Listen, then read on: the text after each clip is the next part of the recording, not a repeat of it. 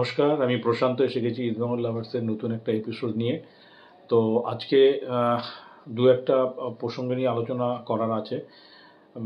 এক হচ্ছে কলকাতা লিগের একটা গুরুত্বপূর্ণ ম্যাচ, সেকেন্ড হচ্ছে ভারতীয় ফুটবল টিমের একটা নাম ঘোষণা হয়েছে, যেখানে ইন্ডিয়া সিঙ্গাপুরের এগেনস্টে ম্যাচ খেলবে। দুটো ম্যাচ আছে, সেই ম্যাচের জন্য ভারতীয় টিমের নাম ঘোষণা হয়েছে। এই দুটো বিষয় নিয়ে আজকে মেনলি আলোচনা করা আছে।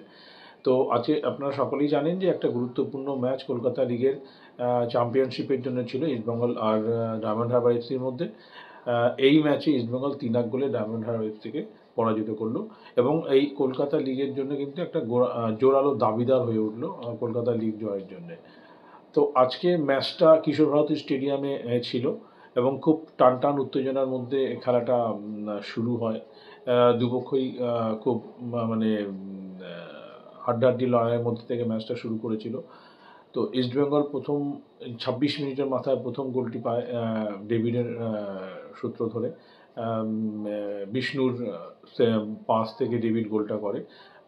প্রথমার্ধে ইস্টবেঙ্গল 1-0 গোলে এগিয়েছিল। তো সেকেন্ড হাফে ডায়মন্ড হারবার এফসি একটা গোল শোধ করে এবং আমি মনে করি এই গোলটা পুরোপুরি দেবজিতের জন্যই গোলটা কনসিড করলো ইস্টবেঙ্গল। দেবজিৎ একটা অভিজ্ঞ গোলকিপার হয়ে কি করে এই বলটার জন্য অতটা বেরিয়ে এলো এটা ঠিক বুঝতে পারলাম না। তো এটা এই গোলের জন্য অবশ্যই দেবজিৎকে দায়ী করা হবে এবং সেটাই মানে ঠিক আর কি।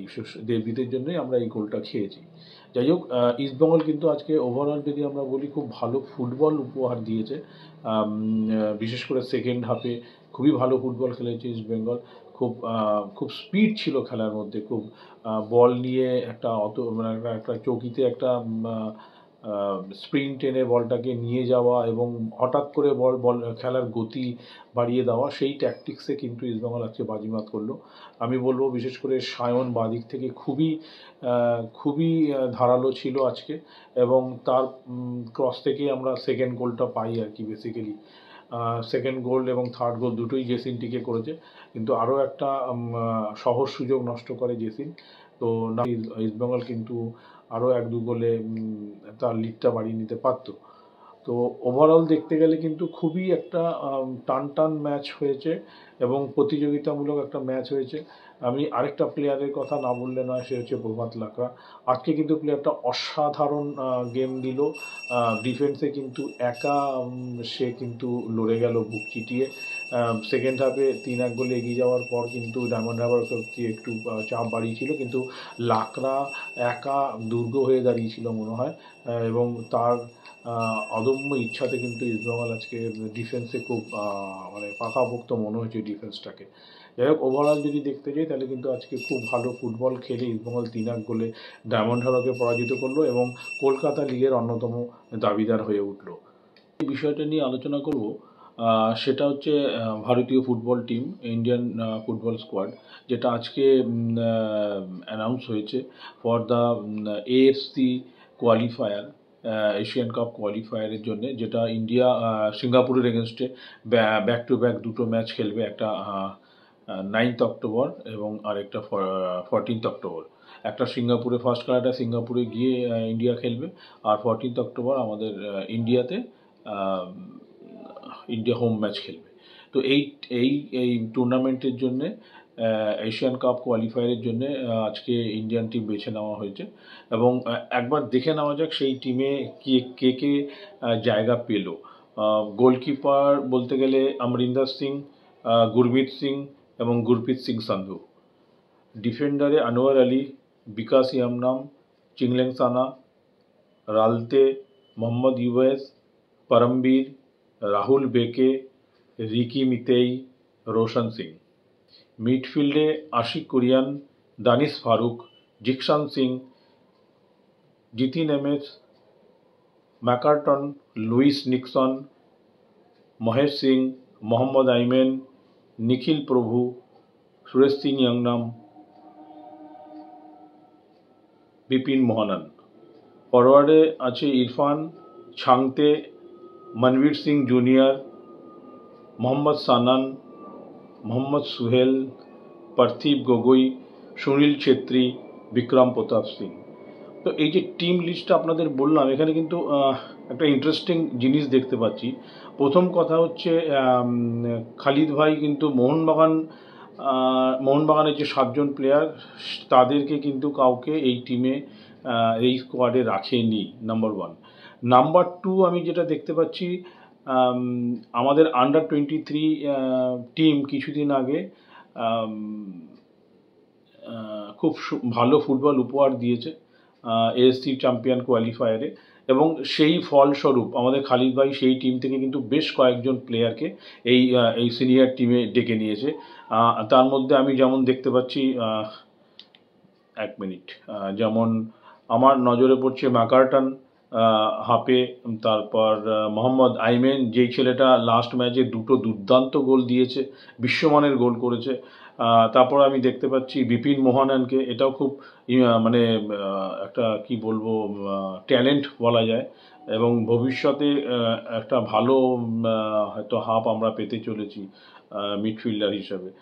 আর ফরওয়ার্ডে আমি দেখতে পাচ্ছি চান্স পেয়েছে মোহাম্মদ সানান, মোহাম্মদ সুহেল, যে এই প্লেয়ারটা কিন্তু খুব নজর কেড়েছে এবার, আর পার্থিব গগৈ, এই কটা। এবং ডিফেন্সে আমার যতদূর মনে হচ্ছে, আমি নট ভেরি শিওর, আমার যেটা মনে হচ্ছে রিকি মিতেই আর পরমবীর হয়তো চান্স পেয়েছে আন্ডার 23 টিম থেকে। আরেকটা প্লেয়ার আমার লাগছে, সেটা হচ্ছে হ্যাঁ, এই দুটো প্লেয়ার আমার মনে হচ্ছে আন্ডার 23 থেকে ডিফেন্ডারের চান্স পেয়েছে। ওভারঅল দেখতে গেলে কিন্তু খালিদ ভাই অনেকগুলো প্লেয়ারকে চান্স দিয়েছে আন্ডার 23 টিম থেকে। আমি এর আগেও আমার ভিডিওতে বলেছি যে এই আন্ডার 23 টিমটা কিন্তু আমাদের খালিদ ভাইয়ের কাছে একটা খালি সাপ্লাই লাইন বলতে পারেন। খালিদ ভাইয়ের কাছে কিন্তু এই আন্ডার 23 টিমটা একটা সাপ্লাই লাইন হিসেবে কাজ করবে, এবং সেই দিক থেকে দেখতে গেলে কিন্তু খালিদ ভাই সঠিক পথেই হেঁটেছে, এবং সেখানে যে প্লেয়ারগুলো নজর কেড়েছে খালিদ ভাই কিন্তু তাদেরকে ডেকে নিল। আমি এর আগেও বলেছিলাম যে এদের কিন্তু এক্সপোজার দরকার, এক্সপোজারের অভাবে কিন্তু এই প্লেয়ারগুলো পরবর্তীকালে হারিয়ে যায়। তো খালিদ ভাই কিন্তু খুব দারুণ ডিসিশন নিল এটা আন্ডার 23 টিম থেকে বেশ কয়েকজন প্লেয়ারকে সিনিয়র টিমে ডেকে। এবং আমার একটা জিনিস খুবই অবাক লাগলো, সেটা হচ্ছে যে আমাদের এমবিএসজি টিম থেকে কিন্তু কোনো প্লেয়ারকে এই স্কোয়াডে ডাকা হয়নি।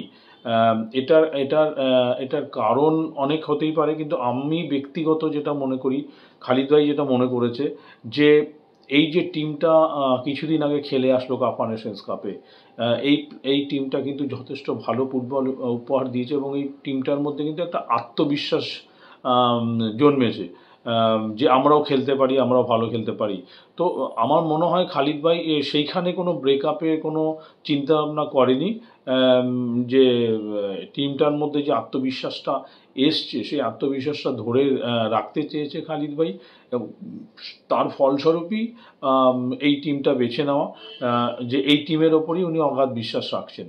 তো আমার তাহলে পরবর্তী প্রশ্ন থাকবে, তাহলে কি এই যে 7টা প্লেয়ার, এরা কি তাহলে বাধ্য হয়ে গেল? মানে এরা কি খালিদ ভাইয়ের লিস্ট থেকে কেটে গেল বা বাধ্য হয়ে গেল পুরো? আমি কিন্তু মনে করি না। এটা যখন সময় আসবে তখন নিশ্চয়ই আমরা দেখতে পাবো।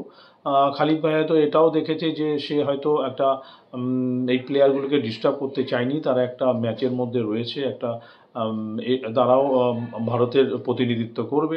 সেদিক থেকে দেখতে গেলে হয়তো উনি ভেবেছেন যে এদেরকে ডিস্টার্ব করে লাভ নেই, এরা দেশের হয়ে খেলুক, খেলে দেশের মুখ উজ্জ্বল করুক।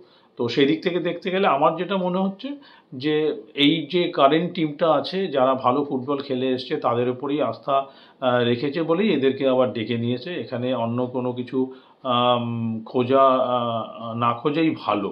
তো সব দিক থেকে দেখতে গেলে আমি মনে করি এটা কিন্তু ভালো একটা মুভ বলতে পারবো, এই আন্ডার 23 টিমের থেকে প্লেয়ারগুলোকে নিয়ে আসা, এবং এদেরকেই কিন্তু এইভাবে চান্স দিতে দিতে কিন্তু এরাও কিন্তু এক্সপোজার পেলে ম্যাচুরিটি এদের বাড়বে, এবং এরাও আগামী দিনে ভারতীয় ফুটবল টিমের অ্যাসেট হতে পারে। তো সব দিক থেকে দেখতে গেলে কিন্তু একটা ভালো স্কোয়াড, আমি বলবো একটা ব্যালেন্স স্কোয়াড হয়েছে, এবং আশা করব ইন্ডিয়া ভালো ফুটবল উপহার দেবে, এবং আমাদের এএফসি কাপের চ্যাম্পিয়নশিপ কোয়ালিফায়ারে সিঙ্গাপুরের এগেনস্টে আমরা ভালো ফুটবল খেলে আমরা জয় ধরে রাখবো, জয়ের যে আমাদের জয়ের ধারাটা, সেটা আমরা ধরে রাখবো। তো আজকে এইটুকুনি। নমস্কার, ভালো থাকবেন, শুভরাত্রি।